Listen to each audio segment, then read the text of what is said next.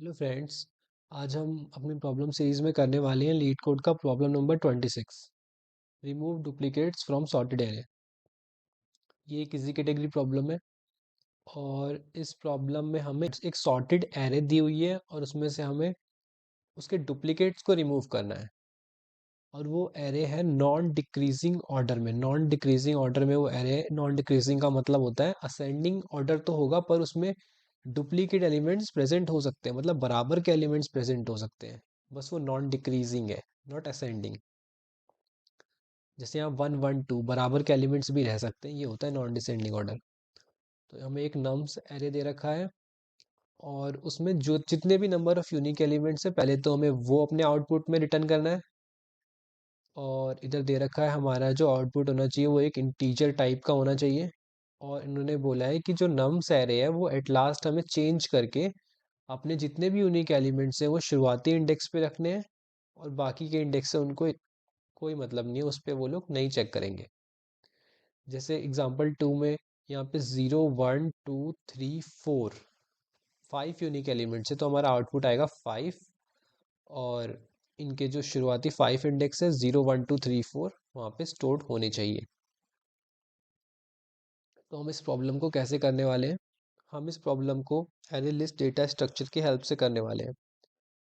हम एक लिस्ट बना लेंगे और अपने नम्स वाली एरे को आइटरेट करेंगे। हम फॉर लूप की हेल्प से इसको आइटरेट करेंगे और चेक कर लेंगे कि कोई यूनिक एलिमेंट है तो अपनी लिस्ट में उसको स्टोर करवा लेंगे, अगर अगला एलिमेंट सेम है तो उसको स्टोर नहीं करवाएंगे, फिर हम आगे बढ़ जाएंगे।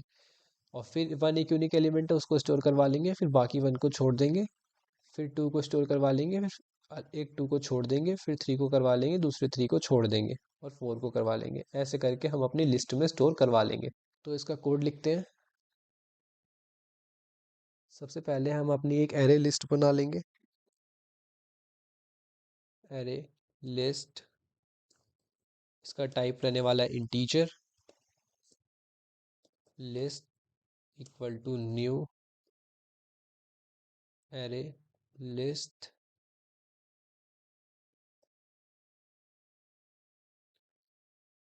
उसके बाद हम एक वेरिएबल डिफाइन करने वाले int J equal to 0।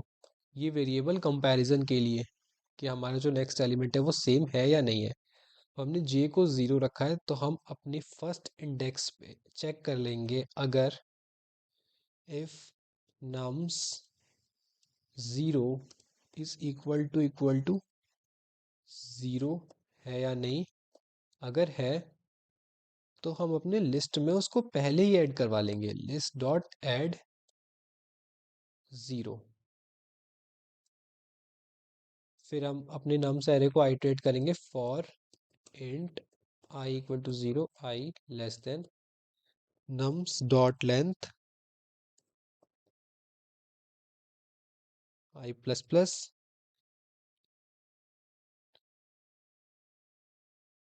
If, अब हम कंपेयर कर लेंगे, if nums i is not equal to के लिए हमें कंपैरिजन करना है, is not equal to j. अगर वो इक्वल नहीं है तो हम अपनी लिस्ट में ऐड करवा लेंगे लिस्ट डॉट ऐड नम्स आई। नम्स आई को ऐड करवा लेंगे और लास्ट में लिख देंगे हम जे को नम्स आई की वैल्यू दे देंगे। ठीक है, अब हम एक और फॉर लूप चलाएंगे for int i equal to 0, i less than nums dot length i plus plus. इसमें हम करवा लेंगे अपनी नम्स एरे को चेंज करेंगे क्योंकि उन्होंने बोला है जो शुरू के नम्स का जो एरे के इंडेक्सेस हैं वो यूनिक एलिमेंट से फिल होनी चाहिए। तो nums i equal to list dot get I.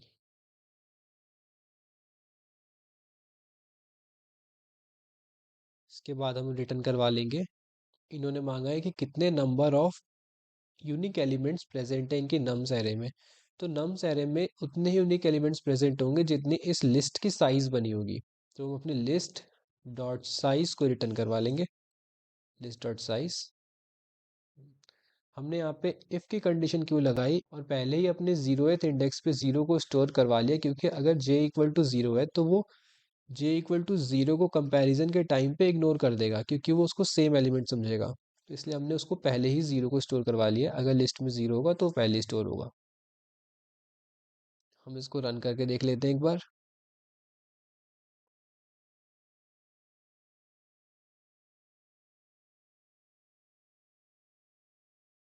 Index two out of bounds for two आ रहा है।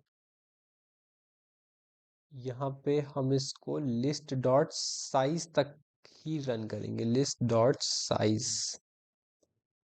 अब ठीक हो जाएगा, क्योंकि अगर नम्स डॉट लेंथ तक करेंगे तो नम्स की एरे तो काफ़ी लंबी होगी, और तब तक तो हम लिस्ट के इंडेक्स को एक्सेस भी नहीं कर पाएंगे।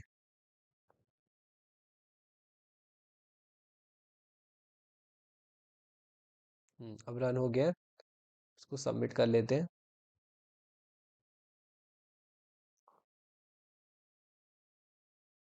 सबमिट हो गया है, हमने एक ये काफ़ी ऑप्टिमाइज्ड कोड लिखा है एरे लिस्ट डेटा स्ट्रक्चर की हेल्प से।